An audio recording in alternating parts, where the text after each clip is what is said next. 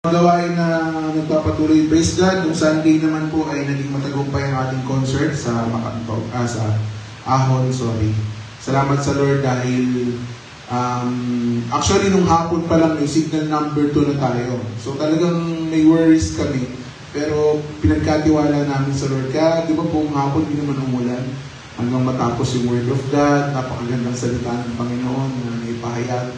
At hanggang sa katapusan. So, nung malapit na, umaambon. So, minitatanong sa akin, Pas, tutuloy ba natin ito? Gumagano sa akin. Ako naman, siyempre, nagpipray ako lang, Lord, anong tama? Tutuloy ba namin ito or ikakat na namin? Tapos, habang kakapray ko, tuloy-tuloy lang yung program. So, tuloy-tuloy yung numbers. Hanggang sa last song, yung kay King, na nananabik. So, grabe yung ano ng Panginoon doon nung time na yun, yun nga, pinagdang lakilid, na sobrang, ang daming, actually, dami ko nalulungkot nung time na yun. Nung mismong time na yun, kasi sabi nila, nagpipray daw nila na sana huwag kumulan.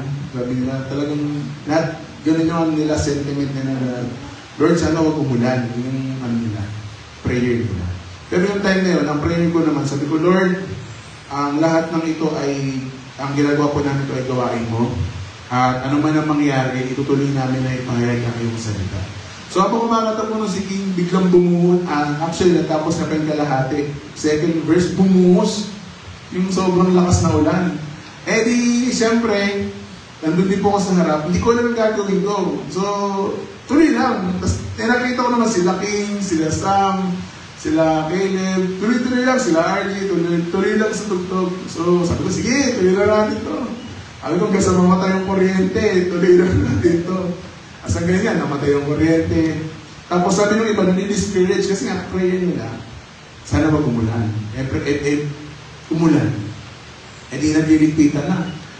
Tapos, salamat sa Panginoon dahil kahit nagliligpitan, tuloy-tuloy yung worship team na nagpupuri at kumakanta sa Panginoon.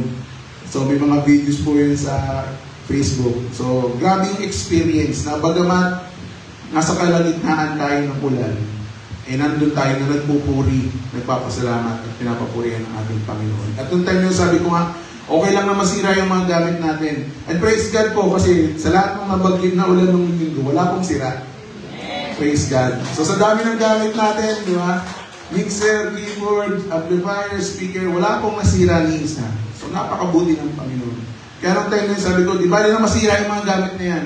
Basta maipahayag natin yung salita ng Panginoon, yung kaligtasan na meron sa ating Panginoong Hesus, at tayo ay buong puso na magpuri at magpasalamat sa ating Panginoon sa kalagitnaan ng bagyo. Kasi di ba yun naman, doon talaga nagmamatter yun eh. Kung kaya mong purihin ang Panginoon, magpasalamat sa Diyos, kung nasa kalagitnaan ka ng literal na bagyo, o nasa kalagitnaan ka ng unos ng buhay, kaya pa natin purihin at pasalamatan ng Lord. So, very victorious. At sabi ko nga po, naging analysis po, kung hindi umulan, normal lang na concert. Kasi sanay na tayo sa concert, sanay na tayo sa evangelism, normal lang, natapos. Pero since umulan, di ba, very memorable. Very, kumbaga, very special yung nangyari. Kaya tatanong ko yung mga kabataan, lalo yung mga bagong generation, kamusta? Sa lapas, sabi nila, memorable itong experience na to. Sabi nila na, ngayon lang daw nila naranasan yun, na bagamat pinapagyo patuloy na nagpupuri at dinadakila ang ating Panginoon. So, salamat sa Lord. At yun nga, napakabuti ng Panginoon nung gawain niya yun. At isa rin pinagpapasalamat ko sa Lord nung time na yun. Nakakatuwa kasi ino-observe ko lahat ng mga nangyayari. Nandun yung unity ng isang simbahan. Kasi makikita mo yung mga tatay, yung mga kalalakyan, naghahakot ng gamit. Yung mga kabataan, kumakanta, nagpupuri sa Panginoon. Yung mga batang maliliit, nagpupunas ng mga gamit sa loob. So sabi ko, Lord, sabi ko, this is the true purpose of the church, of your church. Na we are united in doing what you want us to do.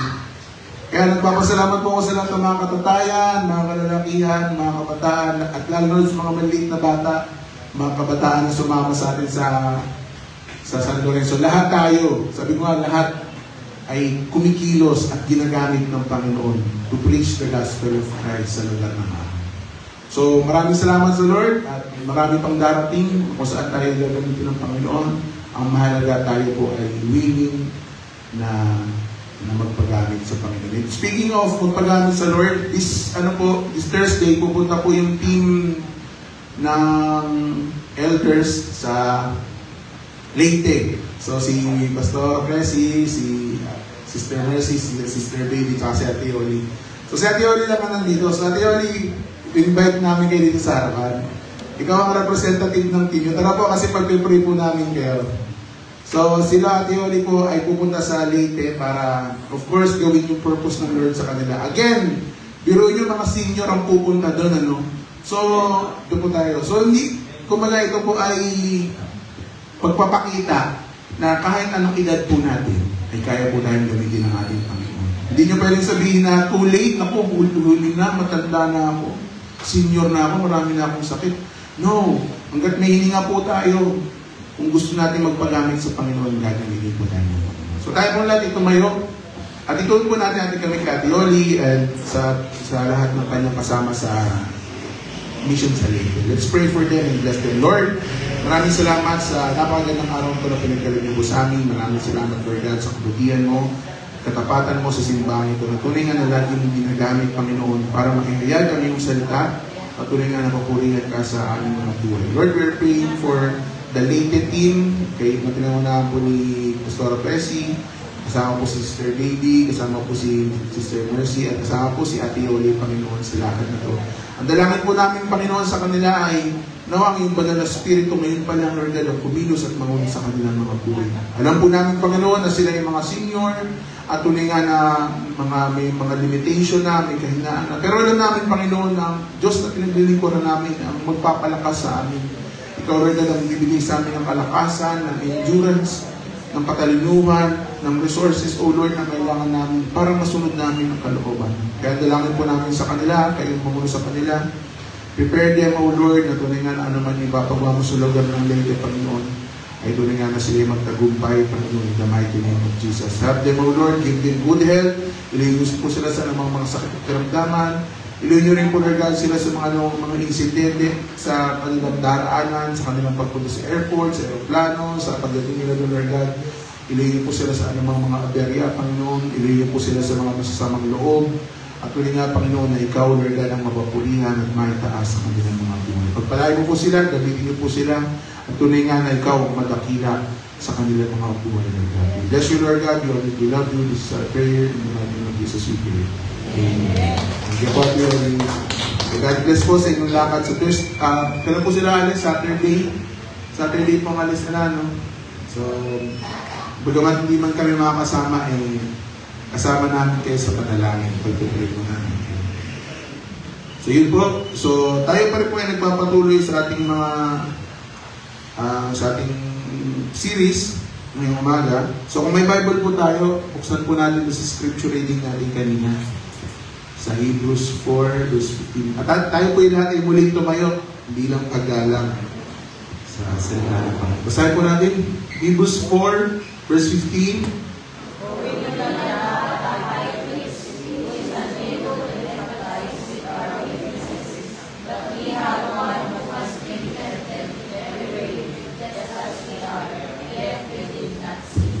Amen. Puri po ang Panginoon sa kanyang salita. Tayo po isa ng Panginoon. Panginoon, muli kami nagpapasalamat sa iyo. Maraming salamat sa kabutihan at katapatan mo sa aming mga buhay. Lord God, as we study your word, idalangin po namin na ibuksan niyo po ang aming mga puso at aming mga isipan. Let your Holy Spirit illuminate to us your word. Natunay nga na ngayong salita, Panginoon, ay tumimo sa aming mga puso at isipan, baguhin ang aming mga buhay. At tunay nga, Lord God, mamunga kami, Panginoon, according to your purpose and to your glory, Panginoon. Help us, O Lord. At tunay nga na ikaw ang papapurihan at maitaas sa aming kalagitnaan, O Lord. At tunay nga na ngayong salita na mangyayag sa aming kalagitnaan. We bless you, God. We love you. This is our prayer. In the mighty name of Jesus, we pray. Amen. Amen. Tayo po yung mga na. And of course, tayo po ay nagpapasalamat sa Lord dahil pagkamat tumabagyo, tayo ay nandito sa kanyang bahay-sambahan na patuloy na nagpupuli ng papasalamat at nag-aaral ng kanyang salita. At of course, tayo pa rin po ay nasa series pa rin ng ating Bible series, no? Na tayo po ay nasa Genesis chapter 3 at nakikita na doon po tayo sa temptation ni Eva at ni Adan. At nung nag-uusap na po kami ni Pai, tinatanong ko, ni-estimate ko, sabi ko, Lord, sa ganitong phase namin sa pag-aaral ng Bible, sabi ko kaya, mga ilang buwan kaya namin matatapos yung buong Bible. So, based on our progress, based on our phase ng ating pag-aaral, mukhang maraming taon ang kailangan natin para matapos yung Bible from Genesis to Revelation.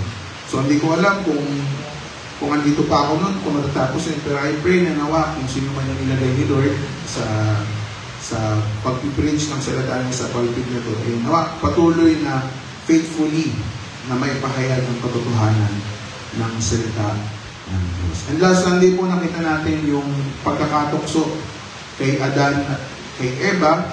At nakita natin last Sunday yung mga areas or mga bagay na kung saan natukso sila Eva at Adan na hindi galing sa Panginoon.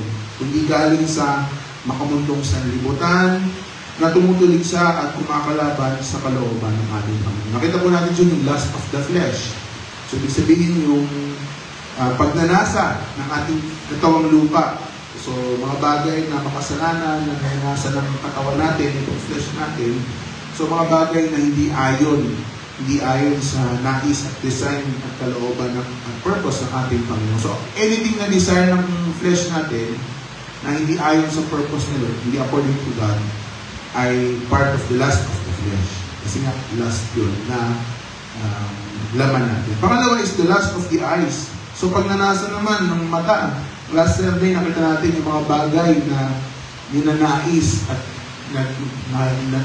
nakikita ng ating mata. So, yung mata natin, di ba, alam naman natin na yan yung primary natin, sensory natin. At kung ano yung mga bagay na ginugusto ng mata natin, diba, maganda tignan, maganda, kaakit-akit, diba, attractive sa mata natin. Anything that na yun, lust of life. So, panguli, yung pride of life. So, yung pagmamataas ng buhay. So, naman yun, nakita natin na ito ay pagtitiwala or pagmamataas sa sarili natin, sa sarili nating buhay, sa sarili nating kakayanan, sa kung sino at kung ano tayo, kung anong meron tayo.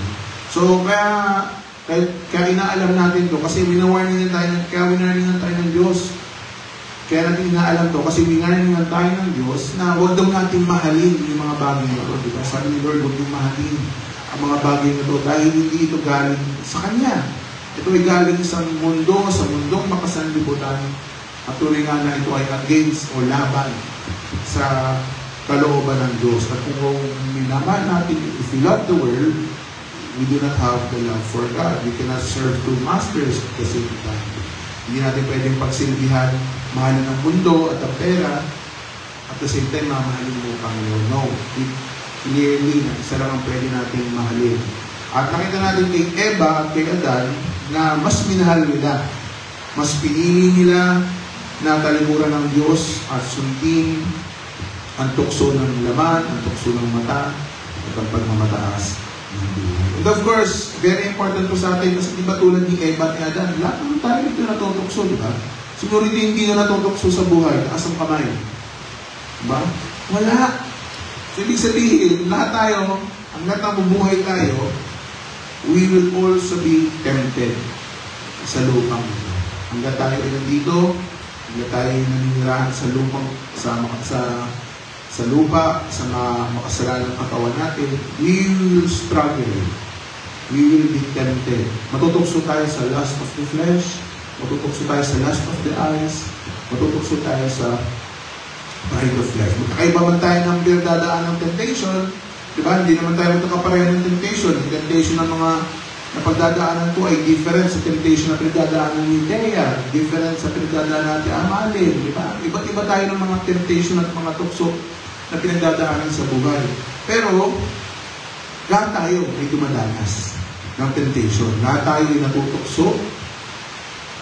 Lahat tayo ay natutukso ng ating laman, ng ating mga mata, at ng pagmamataas ng ating buhay. Lahat mula kay Adan at kay Eva, lahat ay meron at nakakaranas ng ganitong mga tukso.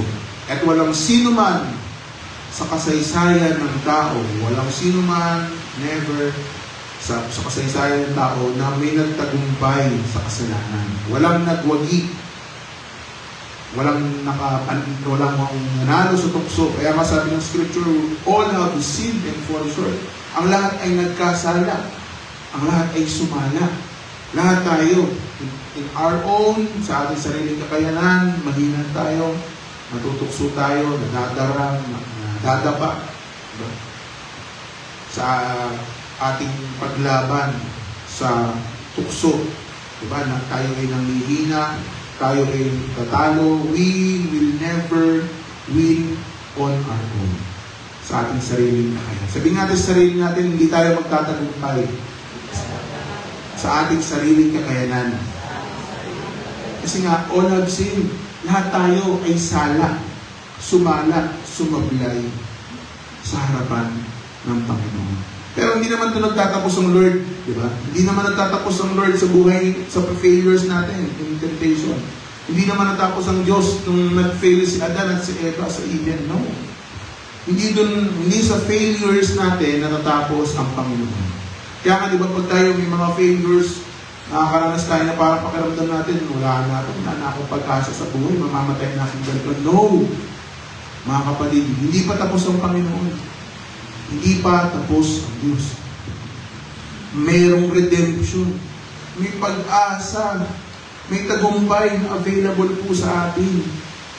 Nasa ating failures, sa kasaysayan ng sangkatauhan na walang nagtagumpay laban sa kasalanan sa tukso ng laman, ng tukso ng mata, sa pride of life, merong nagtagumpay. Merong tao na nagtagumpay sa tukso at sa kasalanan.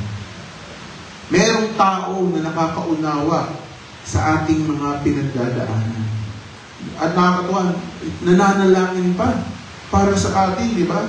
At kahit kailan hindi nagkasala ang ating Panginoong Jesus.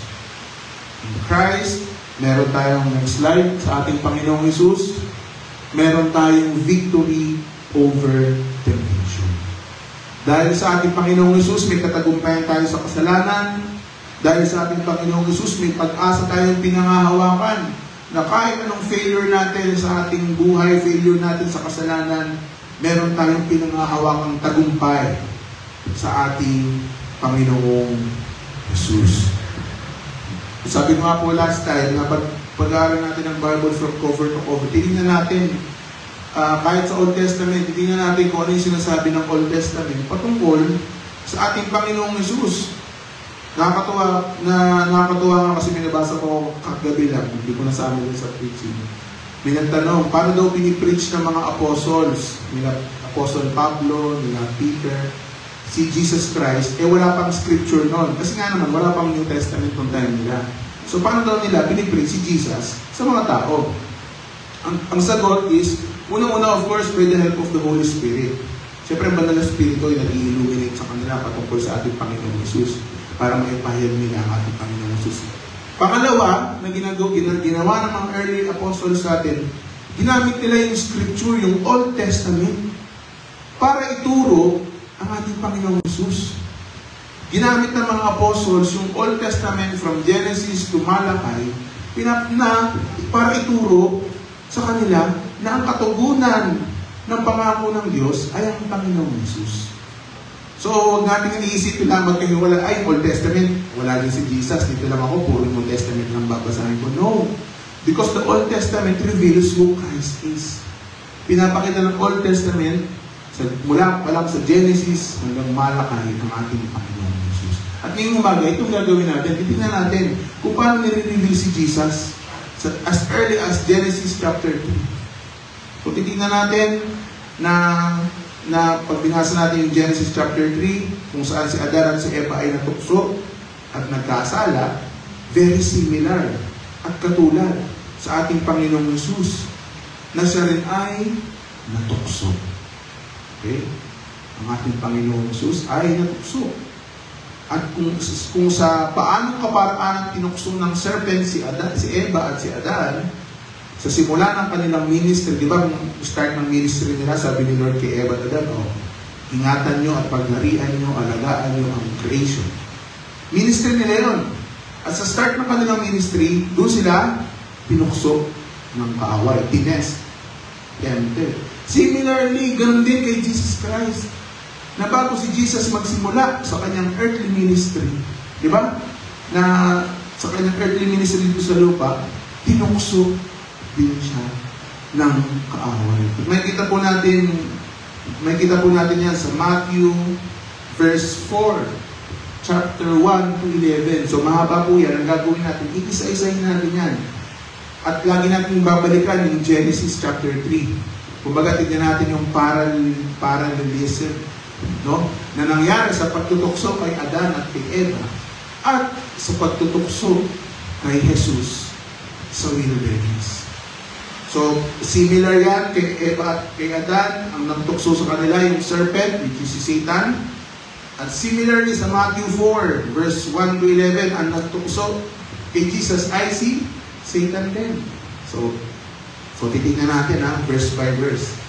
Sabi sa Matthew 4, verse 1, Then Jesus was led by the Spirit into the wilderness to be tempted by the devil. So again, this is the start ng ministry ng ating Panginoong Jesus. Ilang taon siya dito? Jesus is 30 years old yung time na to.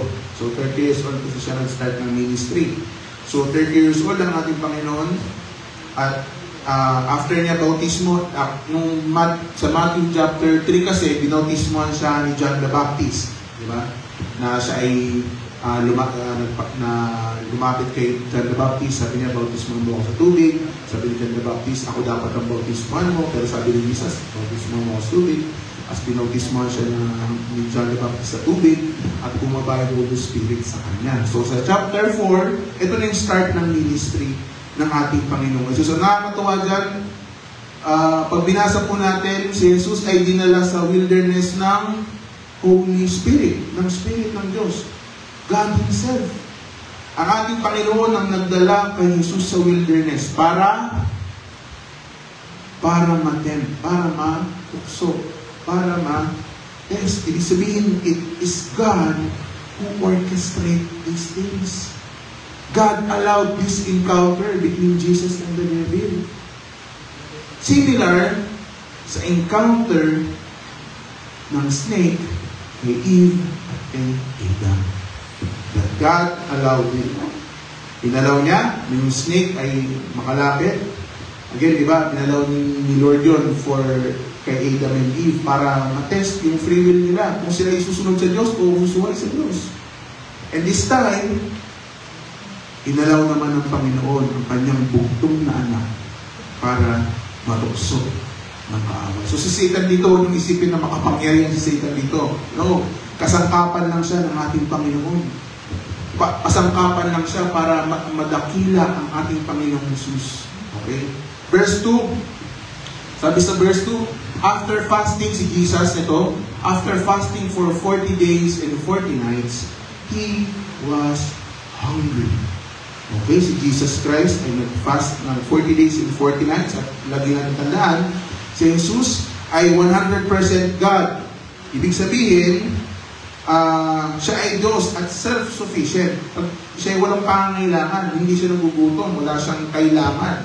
Pero, siya rin ay 100% man.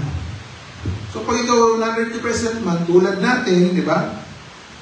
May mga pangangailangan tayo. Makakaramdam tayo ng kahinaan, ng gutom. Diba? Nakalagay dyan, He was hungry. Meron pa rin nag-fasting na ng 40 days and 40 nights. Diba? Wala pa? Never. Sa atin, ewan mo lang kung meron sa iba, pero sobrang sa araw nga lang tayo hindi kumain eh. Diba? Yun ang mga katawan natin. Kaya ba natin ang 40 days? Diba? Mamamatay tayo. Pero si Jesus, 40 days and 40 nights, walang kain, walang tubig. Minsan nga, pag nagpa-fasting tayo ng kalahating araw, may tubig pa rin eh. Pero Jesus, grabe. Hindi lang ito basta gutom eh. Diba? Gutom na gutom na gutom na gutom na gutom na gutom na gutom. Sobrang gutom ito. Imagine niyo yung gutom na nararanasan natin, will never be able to compare to that 40 days and 40 nights so walang kain at tubig. Gusto nating maranasan, sino magpo-volunteer? Na magpa-fasting ng 40 days, 40 nights, walang kain, walang tubig. Meron ba? For God's glory! Walang amen. Ang hirap. Diba? Mahirap. Hindi mo pwedeng ipilit yun. Pero kung may magbo-volunteer, sabihan nyo kami para i-document natin, ano? Para makita natin kung gano'ng kagrabe yung gutom na naranasan ng ating Panginoong Yesus. Diba? May nabasa po akong article before na ang maximum lang daw na araw ng isang tao ay kaya ng walang tubig or walang pagkain ay around 38 to 42 days. So yun lang yung maximum. Ano pa yun fully prepared na tao yun kasi siyempre yung fasting hindi naman para sa lahat. So pag ikaw ay fully prepared na tao, fully well-conditioned ka, ang maximum lang daw ay 38 to 42 days. After nun, lethal na. Medyo nakakamatay na, masama na. Pero yung okay pa, 38 to 40 days. So si Jesus dito is definitely on his limit. Diba? Nasa limit na ng isang tao na nangihina kasi severe hunger, di ba? Severe hunger. Ano ba mga sintomas pag sobrang gutom, di ba? Nag-chill, nangihina, ano ba? Yung iba dito nag-hallucinate, di ba? Yung mga kilala ko nag-hallucinate, ang tingin sa bato tinapay na, nagiging fondant cake na, no? So, di ba? Severe hunger. Yung hunger nga lang, may mga symptoms na how much more pag severe hunger symptoms. At totoo, pinapakita dito sa verse 9 na totoo ang pagiging tao ng ating Panginoon Jesus. Na si Christ ay talaga na siya ay 100% God at siya ay 100% man. Na nabuhay siya kasama natin. Na siya ay totoong tao para sa atin.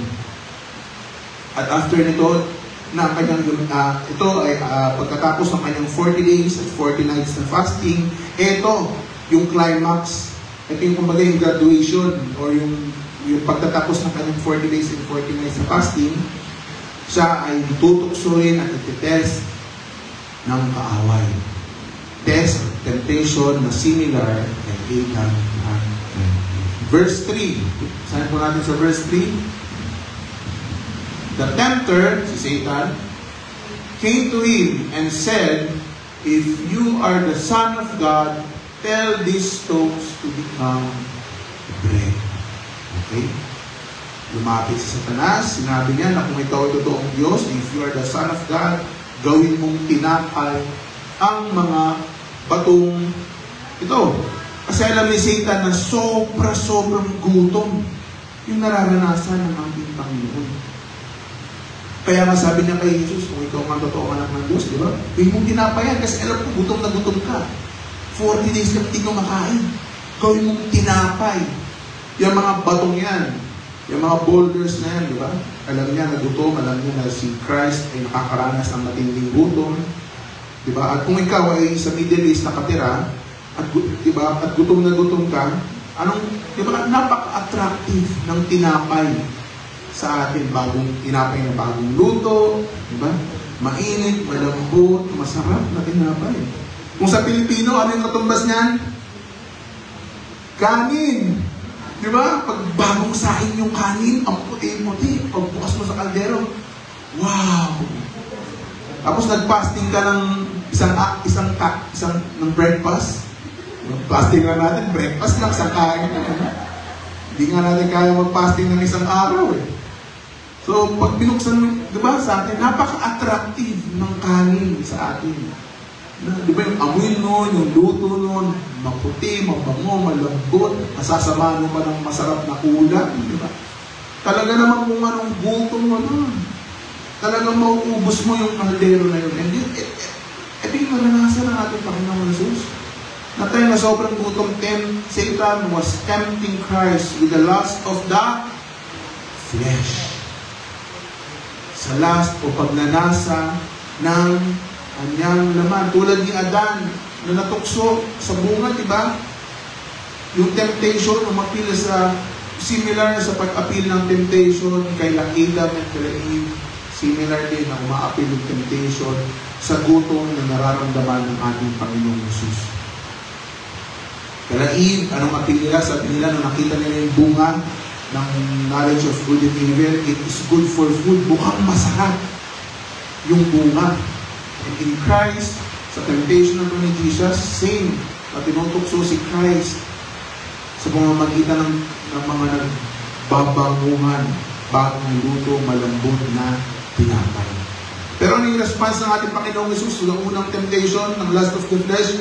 Verse 4, Jesus answered, "It is written, man shall not live on bread alone, but on every word that comes from the mouth of God." Kung tinukso po si Eva sa prutas, because of the lust of the flesh, ang response nila, sabi sabi nila Eve, it is good for food. Masarap kainin. Pero anong response ng ating Panginoong Jesus? Hindi lang sa tinapay nabubuhay ang tao, kundi sa bawat salitang nagmumula sa bibig ng Diyos. Nakakatawa kasi yung part po na yan is si Christ, yung sagot niya is Scripture. So makikita po natin yung inote na lang po natin sa Deuteronomy chapter 8 verse 3. So ibig sabihin, ino-quote ni Jesus Christ yung Deuteronomy, yung Old Testament, na sinasabi ng ating Panginoon Jesus na hindi lang sa tinapay nabubuhay ang tao, kundi sa bawat salita ng Panginoon pertaining to the Israelites na si Lord yun nagpo-provide ng tinapay sa kanila. Pero mas mahalaga yung salita ng Diyos. Diba? At may kita po natin yun na, of course, totoo naman na ang tinapay ay kailangan ng tao ang pagkain. Ang pisikal na katawan natin ay nangangailangan ng pagkain. Pero, once na tayo ay mamatay, di ba? Doon na yun, hindi mo na kailangan ng pagkain. Pero the Word of God ay, ang salita ng Diyos ay nagbibigay buhay sa ating kaluluwa. Yung tinapay, yung pagkain ng pisikal, nagbibigay buhay lang sa katawan nating lupa. At mamamatayan after ilang years. Pero yung salita ng Diyos ang nagbibigay buhay sa ating kaluluwa, ang pagkain ng ating espiritu. At kahit mamatay po tayo, mamatay ang lupang katawan natin, meron pa rin tayong buhay. Pagkatapos, yung buhay natin sa lupa. Dahil sa salita ng Diyos. Dahil sa Word of God. Dahil sa Word of life. Kaya nga po sila Adan at sila Eve noon ay nagkasala at pumasok ng papatayan kasi binaliwala nila yung utos ng Diyos. Binaliwala nila yung salita ng Diyos. Yung Word ng ating Panginoon. At kahit gutom na ang ating Panginoong Jesus, sinabi niya, mas mahalaga ang salita ng Diyos na nagbibigay buhay sa ating spirito at kaluluwa kaysa sa tinapay, kaysa sa kahit anong prutas, kaysa sa kahit anong pagkain. Ang hirap nun, ano? Diba? Tayo nga, pag gutom na gutom, offeran tayo ng pagkain, diba? Kahit anong hiya mo, kakainin mo. But Christ, diba? Pinakita niya rito na it is hindi lang sa tinapay ang bubuhay ang tao, ngunit sa salita ng Diyos. We can only, lagi po natin tatandaan na napakahalaga ng salita ng Diyos in our battles in temptation. Tandaan po natin, ang salita ng Diyos ay mahalaga. Kung tayo ay nakakaranas ng mga tukso sa ating mga buhay, we can only recognize and combat labanan ng mga temptation na to kung ang puso at isipan po natin ay punong-puno ng salita ng Diyos. Mga kapatid, ito ay katotohanan. Ako, based on my experience, mahirap labanan ng tukso kung wala ang salita ng Diyos sa buhay natin. Kung hindi saturated yung puso at isipan natin ng salita ng Diyos, napakadaling magkamali. Napakadaling madala ng tukso. Kaya it is very important na tayo, mga kapatid, reminders about yan sa atin, na kung gusto natin lumakad ng matatag, ng maayos sa harapan ng Diyos, gusto natin na magtagumpayan ang tukso ng kasalanan tulad ng ating Panginoong Jesus, punuhin po natin ang ating mga puso at mga isipan ng buhay na salita ng Diyos. Verse 5, na pala sa verse 5, Then the devil took him to the holy high. After nung first temptation na yun, ginawa ni Satan, then the devil took him to the holy city and had him stand on the highest point of the temple. Verse 6, if you are the Son of God, he said, throw yourself down. Magpatihulog ka kung ikaw talaga totoong anak ng Diyos. For it is written, He will command His angels concerning you, and they will lift you up in their hands, so that you will not strike your foot against a stone. Ang tuso ng Satan dito, no? Kasi nung una, kinote ni Christ, in Deuteronomy 8 chapter 3. Ngayon, yung pangalawang temptation, tuso si Satanas. Ginamit na nag-quote naman din siya ng verse sa Psalms 91, verse 11 to 12. Diba? Kaya nga lagi natin may statement na akala natin ay si Satan ay walang alam sa salita ng Diyos. No. Inaaral na yan. Pinag-aaralan yan kasi pwede niyo yung gamitin laban sa atin. At very classic example to, piruin mo, yung salita ng Diyos, ginamit ni Satan to tempt God, to tempt Christ. Kasi nga naman, oo, di ba? Pangako yun ng Panginoon pangako yun ng Panginoon that He will command His angels concerning you, and they will lift you up in their hands, and that you will not strike your foot against a stone. Hindi ka madadapa dahil tutulungan ka ng Panginoon. Of course, totoo yan. Sa Psalms 91 yan. Pero ang ginawa ni Satan, di ba? Pinaluktot niya. Ginawa niya. Pinantukso niya ngayon. Pinang-test niya ngayon kay Jesus. Tuso talaga ang ating kaaway. Puso talaga sa Satanas. And of course, totoo na si Jesus ay anak ng Diyos. At alam yun na, alam ni Satan na si Jesus Christ ang the Son of God. Pero anong ginagawa na Satan dito? He is appealing to the pride of life. Remember that Christ is 100% God, 100% man.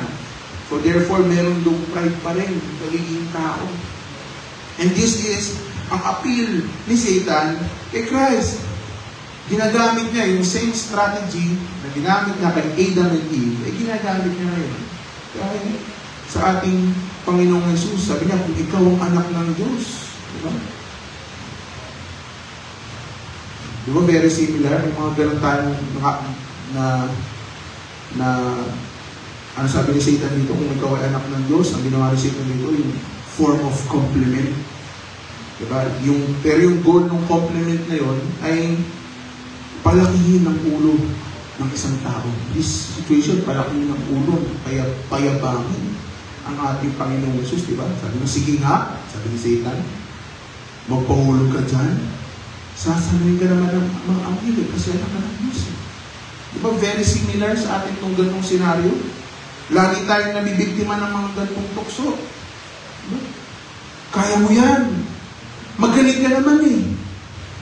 Well experienced ka naman, kaya mo yun, pinag-aralan mo yun, graduate ka dyan. Ayun, dahil sa nagtiwala tayo sa sarili natin na kayanan, failure, lagapak, sumabilan. Makakapasa ka dyan, matalino ka naman, gifted ka naman. Hindi mo na kailangan mag-review, ka na mag-pray. Kaya mo yan, meron pa ditong gano'n? Diba? Ayun, diba? Nagtiwala sa sariling stock knowledge. Hindi stock din talaga, no? All stock.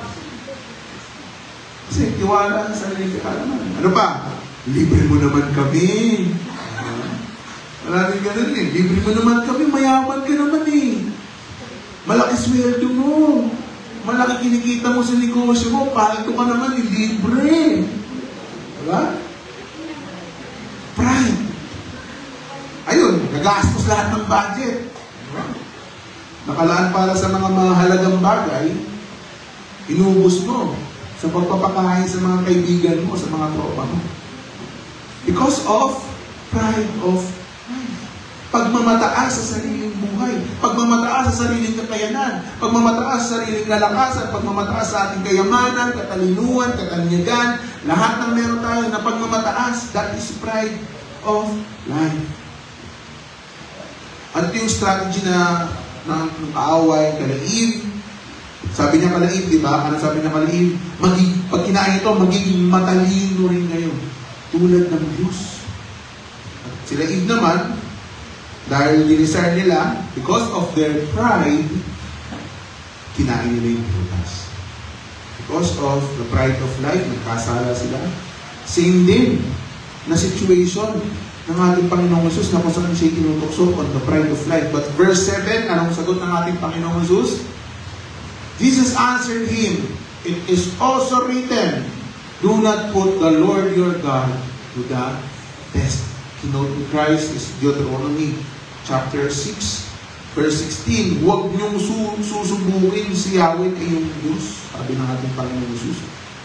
Kasi nga, wala naman talaga tayong karapatan eh. Walang karapatan si Satanas, walang karapatan ng kahit sino man sa atin, kahit sino man tao, na subukin, questionin, or usigin ng ating Panginoon. Remember that Satan is only a created being ng ating Panginoon. Same with the angels, same with the animals, same sa ating mga tao. Lahat ng creation ng Diyos, there is nothing and there is no one who can question God. Walang sino man. Hindi natin pwedeng subukin ng ating Panginoon. He is the God of heaven. Tayo nito lang sa lupa. We are alikabok. He is eternal. Tayo ay mga hamog lamang kumpara sa ating Panginoon. Di ba kaya dinidiscourage natin yung mga statement na, di ba may mga nakakarinig tayo ng gantong mga statement na, Lord, kung Diyos ka talaga, gawin mo to, gawin mo yan. Pakita mo to, bigay mo to, gawin mo yan. Di ba may mga ganito tayo narinig na statement? Lord, kung Diyos ka, please, nagtawin yan. Di ba? That's question that is testing the Lord. Kaya dinidiscourage natin yun. Kasi naman, ginagawa natin genie ang Panginoon. Ginagawa mong make-a-wish foundation ng Lord. No. Wala tayong karapatan para gawin yun. He is the God of heaven. Siya ang Diyos na manlilikha and we cannot test Him. Hindi natin siya pwedeng subukin. And definitely, Satan is testing Christ here in that area na sinusubok mo ang Panginoon. At mag-reminder din niya sa atin na huwag natin susubukin ng Panginoon. Everything that is happening sa buhay natin ay may reason ng Diyos. Hindi man natin alam kung anong reason ito ngayon, but definitely, all things work together for good for those who love the Lord. The Lord is working for the good of every one of us. Kailangan lang natin magtiwala, manalig, manampalataya sa ating Panginoon. At verse 8, anong sabi dyan? Sa verse 8, again, the devil took him to a very high mountain and showed him all the kingdoms of the world and their splendor. Pagkatapos ng second temptation sa pride of life, ang ginawa ng devil ay dinala ang ating Panginoong Jesus sa mataas na bundok and showed him all the kingdoms of the world. Pinakita daw ng Satan ang lahat ng kaharian at society, civilization sa buong mundo at ang lahat ng itong pagandahan ito. All these I will give you, sabi ni Satan. He said, if you will bow down and worship me. Ito na yung pangatlo at huling temptation ni Satan sa ating Panginoong Jesus. At ano yun? The lust of the eyes. Diba? So dito siya nagka-appeal sa paano kaparaanan, sa mata, sa paningin, pinakita ni Satan ang lahat ng kaharian sa mundo, ang mga nagagandahang kayamanan at karangyaan ng mga kaharian. Di ba nakakatuwa? Kasi pag sino madalas dito sa mga overlooking, sino pupunta sa Cloud9? Di ba? Or sa Tagaytay. Di ba? O di ka sumulong highway pa lang. Kung nakikita natin ang ganda-ganda ng Manila, di ba? Sobrang ganda ng mga ilaw, mga building, structure. At yung Manila, yung view natin dyan sa sumulong highway, gagatiting lang yan sa buong mundo. Sa naggagandahan at naggagarbuhang society sa buong mundo, gagatiting lang yung Manila. Maliit na city lang yan sa Southeast Asia. Kumpara sa mga naggagandahang mga lugar sa iba't ibang parte ng mundo. At ito yung in-offer. At ito yung sinabi ng Satan, at in-offer niya kay Christ. Ibibigay ko sa iyo ang lahat ng ito kung magpapatira pa ka at sasamba sa akin. Yes, of course, totoo na si Satan ang naghahari sa makamundong sanlibutan dahil sa kasalanan. And yes, totoo rin na kaya ibigay ni Satan ang lahat ng yaman ito, di ba? Kaya nga, di ba, malakarin tayo ng mga tao na, alam niyo yun, sinasanla ang kanilang kaluluwa kay Satanas. In exchange for fame, in exchange for money, in exchange for power. Kasi of course, si Satan is the ruler of this fallen world naman talaga. At kaya naman talaga niya magbigay ng mga bagay na gusto niyang ibigay. Pero, yung paghahari na yan ng Satan ay hindi habang buhay. Very short lang yung paghahari ng Satan. Diba? Tatandaan natin sa ating blessed hope, na ang blessed hope ay yung second coming ng ating Panginoong Jesus. Diba? Ano mangyayari? Pag tumunog ang mga trompeta ng kalangitan, bumukas ang langit, diba? Kasama ng hindi mabilang na milyong-milyong mga anghel, muling babalik ang ating Panginoong Jesus in the near future. At pag nangyari yun, anong gagawin natin Panginoong Jesus? Tatalunin niya si Satan, tatalunin niya ang lahat ng kampo nito, ang mga makamundong sanlibutan, tatalunin ang kasalanan at kamatayan. So ibig sabihin, yung paghahari ni Satan dito sa lupa, temporary lamang. May appointed time na siya ay matatalo. Of course, actually, talo na talaga siya in general. Pero yung talagang si Kristo ay maghahari na sa lupa, paghahari ng Kristo ang lahat ng kaharian, siya ang magiging Diyos at dakilang hari ng buong mundo. There will come a time.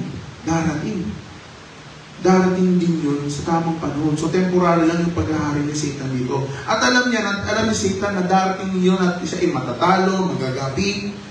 Diba? At si Kristo ang literal na magmamay-ari ng lahat ng bagay. Alam ni Satan yun. Alam niya na si Christ ang talagang maghahari dito sa lupa at sa langit at sa buong sanlibutan. Ang in-offer ni Satan dito ay shortcut. Shortcut. Sa glory na talaga namang makukuha ng ating Panginoon Jesus.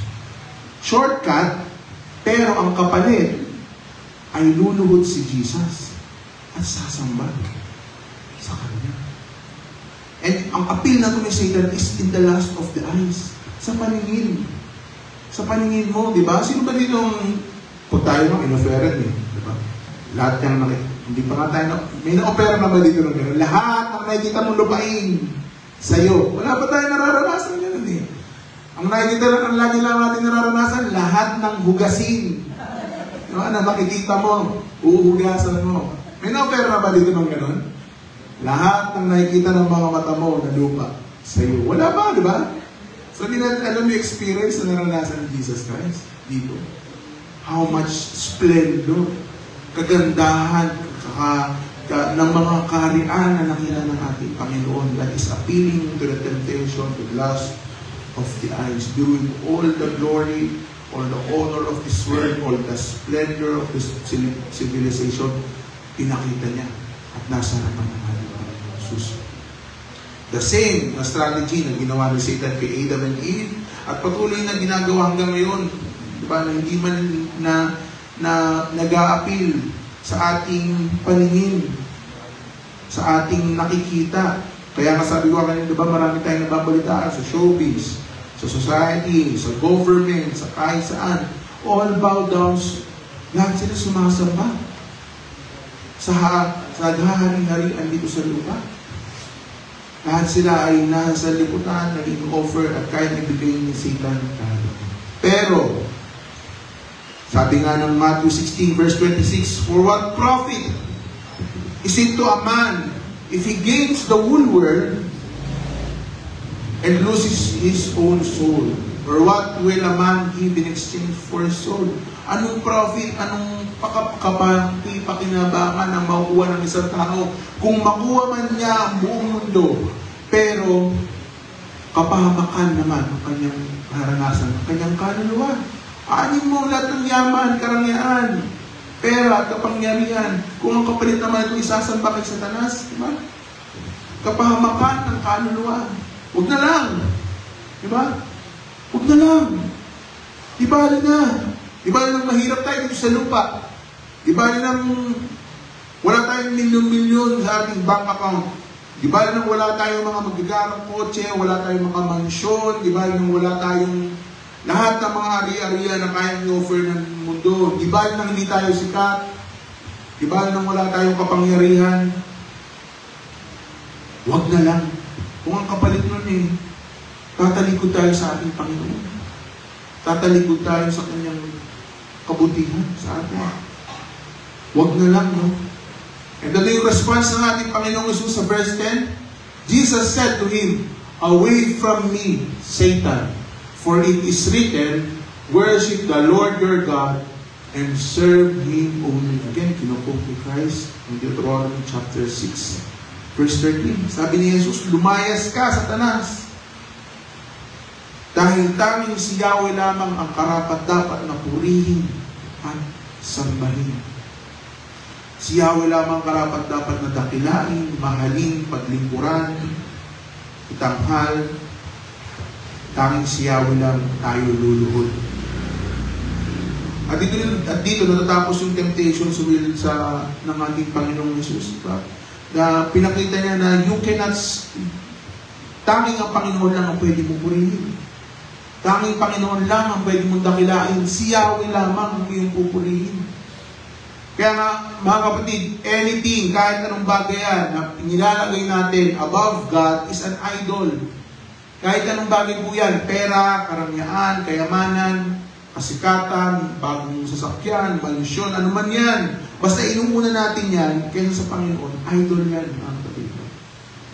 Cellphone man yan, relationship man yan, ano pa? Ano ba mga bagay na pinagpapalit natin ng Panginoon, mga kapatid? That is, came, and angels came, and attend to Him. So, doon nagtatapos, diba? Na yung temptation, yung matinding temptation na naranas ng ating Panginoon. At dahil naranasan ng ating Panginoong Jesus ang tukso na naranasan nila Adan, actually, mas matindi pa nga, yung tukso na naranasan ni Jesus. At of course, nakakaranas din naman natin tayo. Nakakaranas tayo ng mga iba't ibang klaseng tukso dito sa lupa natin. Ibig sabihin po nun, alam ng ating Panginoong Jesus yung pinagdadaanan natin. Alam niya yung struggle, yung hirap na pinagdadaan natin pag umaharap tayo sa mga tukso. Nauunawaan ng ating Panginoong Jesus ang pinagdadaanan natin. Kasi siya mismo, diba? Siya mismo nakaranas ng mga tukso niyo. Nakaranas ng mga pinagdaanan. For we do not have a high priest who is unable to empathize with our weakness. But we have one who has been tempted in every way, just as we are, yet He did not sin. Ang ating Panginoong Jesus, ang pinakapunong pare. Ang ginagawa po ng mga pare, ng punong pare in ancient times, sila po yung nagre-represent sa tao. So sila yung nagre-represent sa Israel. So yung kunyari yung high priest ng taon na yun, siya yung magre-represent sa buong bayan ng Israel, siya yung papasok sa temple, siya yung magre-represent sa Holy of Holies, di ba? Sa inner court, siya yung papakita sa Panginoon to represent Israel. At ito yung ginagawa ng ating Panginoong Jesus. Dahil siya ay naging tao din tulad natin. Naranasan niya yung mga pinagdaanan natin. Natukso rin siya tulad natin. Kaya siya yung lumalapit sa trono ng Panginoon to represent us. Siya yung nagdadala sa atin sa presensya ng Panginoon. Kaya nga sinasabi natin, it is Christ who brings us to the presence of God. Dahil tayo ay nakakalapit lamang sa Panginoon dahil sa ating Panginoong Jesus. Dahil siya ang nakakaunawa sa atin, dahil naging tulad natin, dahil siya din ay naging subject sa weakness. Tinukso, tinest, nakaranas ng lahat ng kahinaan. Subalit, palagi dyan, sa uli, yet He did not sin. Ang ating Panginoong Jesus naranasan ng lahat ng temptation. Mas matindi pa nga yung temptation na pinagdaan ng ating Panginoong Jesus kumpara sa mga normal na temptation na naranasan natin. Subalit, kailanman hindi nagkasala ang ating Panginoong Jesus. Yun yung good news. Yun yung magandang balita. Na sa lahat ng tukso na naranasan ng ating Panginoong Jesus, never siya nagkasala. Never siya nag-compromise. Nagtagumpay ang ating Panginoong Jesus sa lahat ng tukso ng sanlibutan. Nagtagumpay ang ating Panginoong Jesus sa lust of the flesh, lust of the eyes, and the pride of life. Nagtagumpay si Jesus sa lahat ng tukso ni Satanas. Nagtagumpay ang ating Panginoong Jesus. He has overcome the world. At dahil sa kanyang tagumpay, mga kapatid, dahil sa tagumpay, sa victory ng ating Panginoong Jesus, tayo rin ay may kakayanan na paglabanan at mapagtagumpayan ang lahat ng tukso na hinaharap natin dahil sa ating Panginoong Jesus. Dahil na pagtagumpayan ng ating Panginoong Jesus, sabi ko nga kanina, hindi natin kaya on our own, di ba? Hanggang ngayon, hindi natin kaya on our own. Kaya para mapagtagumpayan natin ang mga tukso sa buhay natin, sino kailangan natin? Si Jesus. Dahil siya ang kaisa-isang tao na nagtagumpay laban sa tukso at laban sa kasalanan. So, mga kapatid, kung tayo ay nag-struggle right now in different kinds of temptation, anumang klaseng temptation na, lust of the flesh, mga tukso na nag-ientay sa ating laman, mga lust of the eyes, mga nagtutok na tukso na nag-ientay sa mga bagay na kita natin, o sa pride of life, sa pagmamataas natin sa buhay, pagmamataas sa anumang kakayanan natin, kayamanan, kaalaman natin. Mga kapatid, to overcome that, kailangan natin ang ating Panginoong Jesus. Kailangan natin ng guidance at patnubay ng banal na Espiritu. Kailangan natin ang salita ng Diyos na pumunong sa ating isipan kung gusto natin magtagumpay. Kaya po natin tumayo. Ito na lang.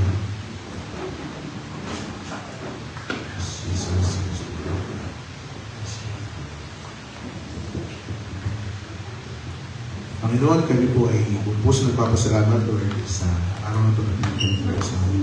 Maraming salamat, Panginoon, sa iyong salita. Ito na yung natin narinig sa umagang ito. Ito na nga na pinapakita mo, Panginoon, na ginagawa ng kaaway sa buhay ng bawat isa sa amin. Kung paano siya kumilos kay Adan at kay Eva, Panginoon. Similarly, ganoon din siya kumikilos sa buhay ng bawat isa sa amin ngayon, Panginoon. Pero maraming salamat dahil tuloy nga na sa pagkakatukso ng aming Panginoong Jesus. Maraming salamat, Lord God, dahil sa pamamagitan ni Jesus, meron kaming katagumpayan sa kasalanan. Na hindi na kami kailangan laging matalo sa tukso ng laman ng aming mga mata at ng pagmamataas ng aming sarili. Dahil sa aming Panginoong Jesus, may katagumpayan. Dahil sa aming Panginoong Jesus, ay may kalayaan kami, Panginoon. Kami ay malaya. Tunay nga na sumunod sa iyo, na paglabanan ng tukso, kami Panginoon ay may kalayaan na maging matagumpay sa pangalan mo, Panginoon Jesus. Kaya dalangin mo namin, O Lord, help us, O Lord, that the victory of Christ has over sin and temptation, Panginoon. Tulungan mo po kami, Panginoon, ng bawat isa sa amin sa simbahan ito, ay magkaroon ng matagumpayan sa lahat ng mga ito, Panginoon. Mahina kami, Lord God, aminado kami, Panginoon. Alam niyo, Panginoon, yung mga kahinaan namin. Alam niyo, Lord God, yung mga bagay na kung saan kami ay laging nadadapa. Kilala mo kami, Panginoon, at wala kaming maitatago sa iyong harapan. Kaya kami, Panginoon, ay lumalapit sa iyo at nagpapakumbaba. Dahil tunay nga na kailangan ka namin, Panginoong Jesus. Hindi namin kaya magtagumpay sa aming sariling kakayanan. Kailangan namin magtagumpay ng aming Panginoong Jesus sa pagmamahal sa amin. And let your Holy Spirit empower us lagi, Panginoon. Let your Holy Spirit continue to move mightily sa buhay namin. Natuloy nga sa lahat ng aming pinagdadaanan, Panginoon, kami magiging matagumpay sa tulong at sa kapangyarihan ng iyong banal na Espiritu. At nawa ngayong salita, Lord God, ay laging mapuno-punuin ang aming mga puso at isipan. Give us, Lord God, always the desire, the hunger, O Lord, na basahin, pag-aralan, at i-share, Panginoon, ang iyong salita, Panginoon. Dahil alam po namin, Panginoon, na ito yung weapon namin, the sword of the Spirit, O Lord, the device, like a double-edged sword, Panginoon, dahil alam po namin na yung salita namin panlaban sa mga tukso, Panginoon. Tulungan mo kami, Panginoon, na magkaroon ng desire na punuin ang aming mga puso at aming mga isipan na yung salita, na pag kami natutukso, Panginoon, alam po namin kung paano kami magtatagumpay. Let's pray for our brothers and sisters sa ating kanan. Magpalain po natin sila. Let's pray for them.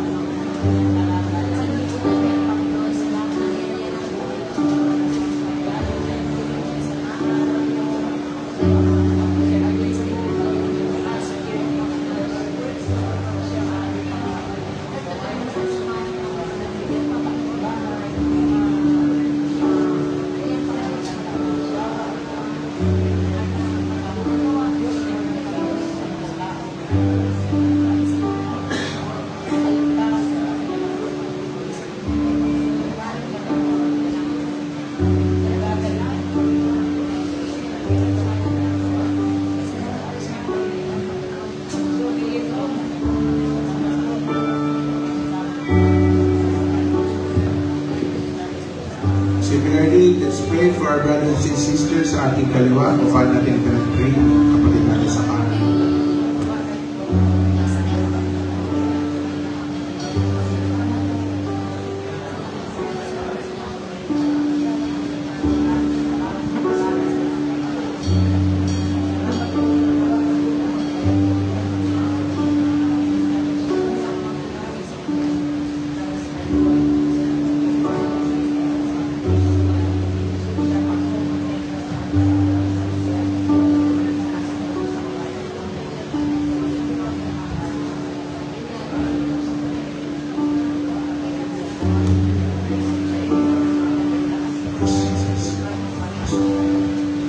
Once again, Panginoon, kami buong puso nagpapasalamat sa iyo, Panginoon, sa iyong salita. Maraming salamat dahil alam po namin na ito po ay may kapangyarihan na baguhin kami according to your purpose and according to your plans, O Lord, sa buhay namin. Tawa, Lord God, kayo po muna sa amin.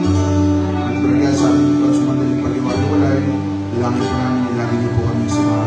Let's also pray for our brothers and sisters na mga nakakaranas ng bagyo ngayon. Pag-pray natin ang ating bansa. Manawa, ang Panginoon ang patuloy na kumilos at mamuna sa bawat bansa.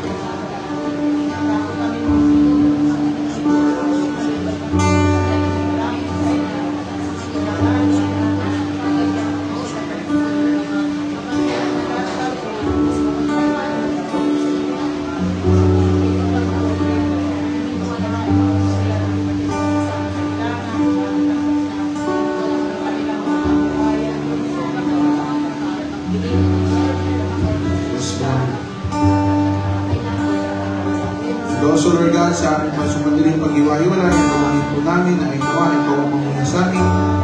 Patuloy nito kami pagharian at nawa sa bawat isang pamilya, Panginoon, ang simbagi ko, Lord God.